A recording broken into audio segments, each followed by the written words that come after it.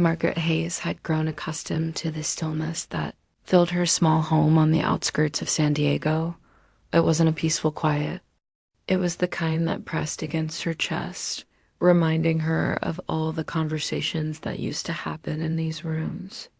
Once, there had been music playing, dishes clattering, and voices overlapping in comfortable chaos. Now, she heard only the refrigerator's low hum and the hurried rhythm of her 20-3-year-old son Daniel moving through the house like a ghost who didn't want to be seen. There was a time when they were inseparable. Daniel would burst through the door after school, eager to tell her about his day, his worries, his hopes. Margaret cherished those memories now, each one tinged with sadness as she wondered when exactly the distance began. Everything shifted when Daniel's father walked out.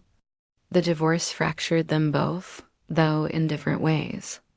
Margaret buried her grief, forcing smiles during the day while tears came only after midnight. Daniel retreated inward, building walls she could never quite scale. He stopped confiding in her, stopped sitting at the dinner table, stopped looking her in the eye. Each morning, Margaret woke with quiet hope. Perhaps today he would linger in the kitchen. Perhaps he would ask how she slept or share a small piece of his world. But every morning brought the same pattern. Daniel descended the stairs with earbuds firmly in place, grabbed whatever food was quickest, and vanished before she could speak. She would have preferred his anger to the silence. At least anger acknowledged her existence. This indifference made her feel like she was fading away, becoming transparent in her own home. Still, Margaret kept trying. She wrote encouraging notes and tucked them where he might find them. She prepared his favorite foods, even when they went uneaten. She waited awake on nights when he went out, not to control him, but because worry doesn't respect boundaries or adulthood. She'd stand at the living room window, unable to rest until she heard his key turn in the lock. Daniel never seemed to notice these gestures. He moved through the house as if she were part of the furniture, present but irrelevant. One chilly evening, exhausted from work, Margaret stood near the window as Daniel tied his shoes by the front door. She wanted to ask about his plans, but before she could form the words, he was gone. She pressed her palm against the cold glass, watching him walk away under the amber glow of streetlights. Did he know how much this hurt?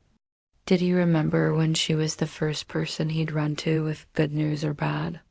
Daniel's distance wasn't intentional cruelty. It was emotional survival.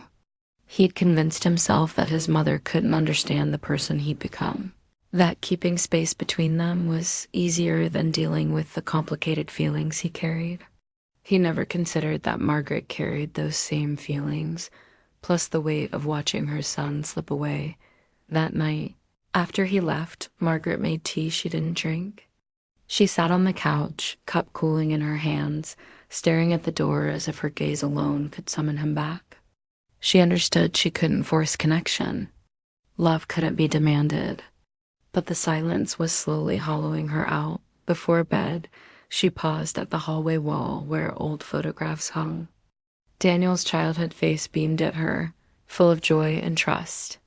She touched the frame gently, remembering how he used to race into her arms every afternoon.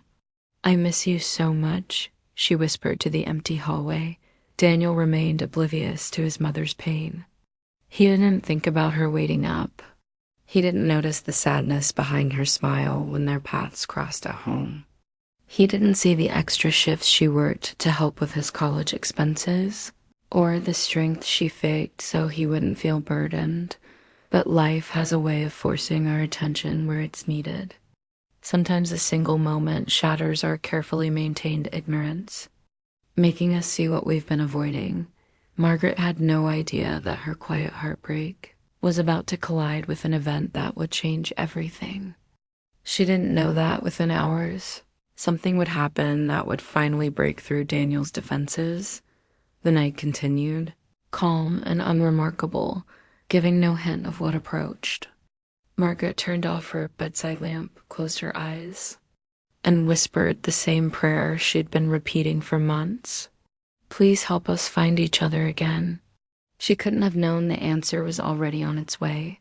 The night it happened, Daniel was at a friend's place, half listening to music, half scrolling through social media, trying to ignore the nagging discomfort he'd felt all evening. Something about the way his mother had looked at him before he left kept surfacing in his mind, but he pushed it down. He'd deal with complicated feelings later. Later never arrived. His phone rang at 11:47. Unknown number. He almost declined, assuming it was spam, but something made him answer. Is this Daniel Hayes? The woman's voice was professional but gentle, the tone people use when delivering difficult news. His stomach dropped. Yes, who's this? This is Memorial Hospital. Your mother was involved in a car accident. She's stable, but you should come right away. The world tilted. Daniel's mouth went dry. Is she okay? What happened? She's conscious and being treated. Please come as soon as you can. Daniel grabbed his keys and ran without explanation to anyone. His mind raced through scenarios, each more terrible than the last. When was the last time he'd actually spoken to his mother? Really spoken, not just grunted responses? When had he last looked at her, thanked her, or acknowledged her existence? The answers made him feel sick. The drive felt infinite. Every red light was torture. Every second stretched impossibly long. He realized he knew nothing about her day, where she'd been going, or whether she'd been upset or distracted. The weight of all his neglect crashed over him. At the hospital, he rushed to the front desk, breathless and terrified. A nurse led him down a bright corridor that smelled of antiseptic and fear. His legs felt unsteady beneath him. She's awake, the nurse said at the door. Take your time. Time was the one thing Daniel suddenly realized he'd wasted. He pushed the door open and stopped breathing. Margaret sat propped against pillows, a bandage above her eye, bruises darkening her arms. But she was awake, alert. When she saw him standing there, panic written across his face, she smiled weakly. Daniel, you came. Those 3 words destroyed something inside him. He moved toward her slowly, afraid she might disappear. At her bedside, he took her hand carefully. Her skin felt cold, fragile. He couldn't speak. Everything he needed to say felt trapped behind years of silence. I'm all right, Margaret said softly. The roads were wet. The other driver didn't see me in time. I promise I'm okay. She was trying to comfort him, even now, even from a hospital bed. That realization broke something open in Daniel's chest. I should have been home, he managed. I should have been there. Don't think like that, she whispered, but her voice wavered. A doctor entered, explaining fractures and protocols, but Daniel barely registered the words. All he heard was, she's lucky, and could have been much worse. Those phrases echoed in his head. He'd almost lost her without ever saying the things he'd buried under pride and pain. After the doctor left, Daniel pulled a chair close and held his mother's hand like it was the only thing anchoring him to earth. Margaret watched him, confused by this sudden tenderness, but deeply moved. She hadn't felt this connected to him in years. The accident had cracked something in Daniel's carefully constructed armor, forcing him to face a truth he'd been avoiding. He needed his mother far more than he'd ever admitted. Hours passed. Daniel didn't leave. He watched her sleep, watched her breathe, stood guard like he was making up for every moment he'd been absent. When she woke, he was still there, still holding her hand. In that small hospital room, something fundamental shifted. The walls between them didn't crumble instantly, but Daniel felt them soften. He understood how wrong he'd been, how much Margaret meant to him, how much he'd regret it if he never got the chance to tell her. And Margaret, despite her exhaustion and pain, saw something new in her son's eyes, something warm and present, something that told her everything was about to change. When Margaret came home from the hospital, she expected things would eventually return to normal. She assumed Daniel's concern would fade with her bruises, that he'd retreat back into his separate world. She was wrong. From the moment Daniel carried her bag inside, everything felt different.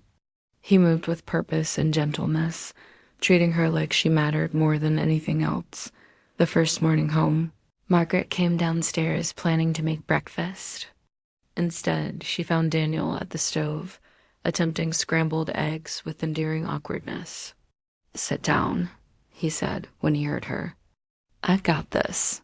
Margaret stood frozen. It had been years since he'd done anything like this. She sat slowly, watching him navigate her kitchen with determination. Something warm unfurled in her chest. The changes continued. Daniel started talking, asking real questions. How did she sleep? Did her head still hurt? Were the bruises painful? At first, Margaret answered carefully, unsure whether this was guilt or genuine care. But as days passed, his questions became more natural, more honest. He stayed home more, choosing her company over solitude. It felt strange initially, sharing space after so much distance. But Margaret found comfort in his steady presence. One afternoon, while she folded laundry slowly, favoring her stiff arm, Daniel appeared with hot tea. "You should rest. I'll finish this." She looked up, startled. For a moment, she saw the boy he used to be, the one who cared deeply and openly. "Thank you," she whispered, accepting the tea. Later that week, Daniel stood in her doorway. "Mom, can we talk?" His voice held no defensiveness, just vulnerability. Margaret set aside her book. "Of course. I'm sorry," he said quietly, "for shutting you out, for being cold, for everything." The apology landed like a gift she'd stopped hoping for. Tears rose, but she held them back, afraid of overwhelming him. "You don't need to apologize," she began. "Yes, I do." His voice broke slightly. "When I saw you in that hospital bed, everything became clear. All the times you tried to reach me and I just walked away. I'm so sorry, Mom." Margaret touched his arm gently. "You were hurting. The divorce affected you deeply. I understand, but I didn't understand you," he said. "Not until now." That conversation became their turning point. From then on, they began rebuilding their relationship piece by careful piece. Daniel started sharing things he'd kept private, talking about his classes, his stress, his daily frustrations. Margaret listened gratefully, giving him space while treasuring every word. Daniel became protective in ways that surprised them both. He reminded her to rest, drove her to appointments, stayed home evenings just to keep her company. None of it felt forced. He did these things because he wanted to, because he finally saw her clearly. Soon, Daniel suggested evening walks. "The fresh air will help you heal." Margaret worried she'd slow him down, but every evening, Daniel matched her pace perfectly. They walked past quiet houses and blooming gardens under soft streetlights. During these walks, Daniel opened up about growing up too fast, about fearing failure, about the confusion that followed his parents' divorce. Margaret listened, sometimes offering advice, sometimes just providing silent support. These walks became sacred. Rain or shine, warm or cool, they went together. With each step, the distance between them shrank. Margaret saw her son not as a stranger she lived with, but as someone genuinely trying to rebuild something precious, and Daniel began understanding a simple truth he'd avoided for years. He needed his mother far more than he'd ever wanted to admit, but neither of them fully understood what was happening beneath the surface. The deeper emotional transformation taking place in Daniel, it wasn't just concern or guilt. It was something warmer, more profound. He was learning to see Margaret not only as his parent, but as a complete person with her own heart, her own loneliness, her own quiet strength. Their bond was healing slowly and beautifully. But the most important moment, when everything would crystallize, was still ahead of them. Weeks after the accident, Margaret's home felt transformed. The oppressive silence had been replaced by comfortable warmth. Small routines had become cherished habits. Daniel making breakfast, helping with chores, sitting beside her in evenings, walking together after dinner. But despite these comforting patterns, both sensed something deeper still needed to surface. There was an unspoken truth hovering between them. Waiting for the right moment, one evening, Margaret wrapped herself in a blanket and stepped onto the front porch. The sky blazed with gold and rose, the kind of sunset that promised new beginnings. She breathed deeply, tension finally releasing from her shoulders. Daniel joined her, carrying 2 mugs of hot chocolate. He handed her one and sat on the wooden bench beside her. They watched in silence as the sun sank lower. Colors melting into twilight, the quiet felt peaceful. But Margaret sensed Daniel gathering courage for something important. Finally, he spoke, his voice low but steady. "Mom, that night at the hospital, I realized how close I came to losing you." Margaret's heart clenched. She turned to look at him, seeing depths of emotion she hadn't witnessed in years. "I kept thinking about all the times I ignored you," he continued. "All the coldness. And when I saw you there, scared and hurt, I finally understood everything I'd been missing." Tears filled Margaret's eyes. She'd waited so long for him to truly see her, not just as a parent, but as a person with feelings and fears. Someone who'd carried him through every difficult moment of his life. She touched his arm gently. "Daniel, you didn't lose me, and you never will." "I know," he said, looking at her hand, then meeting her eyes. "But I've been so blind. I thought distance protected me. I thought keeping feelings inside made me strong. I didn't realize I was pushing away the person who loved me most. I'm truly sorry, Mom." His voice shook with sincerity that made Margaret's heart swell. They sat in silence, letting the moment settle. The evening air wrapped around them, carrying closure and renewal. Margaret understood this wasn't just about an apology. It was about understanding, about the bond they'd lost and were now rebuilding. It was about seeing each other without assumptions or walls or fear. It was about love that grows stronger after hardship and mistakes. Daniel shifted closer, resting his head briefly on her shoulder. Margaret felt an unexpected surge of emotion, relief, pride, gratitude, and deep connection that had been waiting years to awaken. She wrapped her arm around him gently. In that embrace, words weren't necessary. It was a quiet acknowledgement of all the pain and misunderstandings that had kept them apart. It was also a promise, a silent vow to cherish every moment together from now on. They stayed on the porch until stars appeared, each one twinkling like a small reminder that life could still hold beauty after fear and heartbreak. Margaret realized she could finally breathe freely. Daniel realized he could finally express his feelings without shame. The accident had been terrifying, but it had also been a catalyst, forcing them both to confront their love, their regrets, and their need for each other. That night, for the first time in years, the house felt whole. The warmth between mother and son wasn't fleeting. It was steady, enduring, genuine. They had learned to communicate, to care, to support, and to forgive. Daniel's transformation hadn't come from fear of loss, but from truly understanding and appreciating his mother, from wanting to be present in her life. Margaret had learned to accept his mistakes and his love in its mature form. Grown deeper and richer with time. As night deepened, Margaret and Daniel remained on the porch, sipping chocolate, speaking softly about small things, laughing quietly at memories both old and new. There was no rush, no pressure, no need for grand gestures. Everything they needed was right there, the reassurance of presence, the comfort of shared silence, and the promise of a future built on understanding. The accident hadn't destroyed their lives.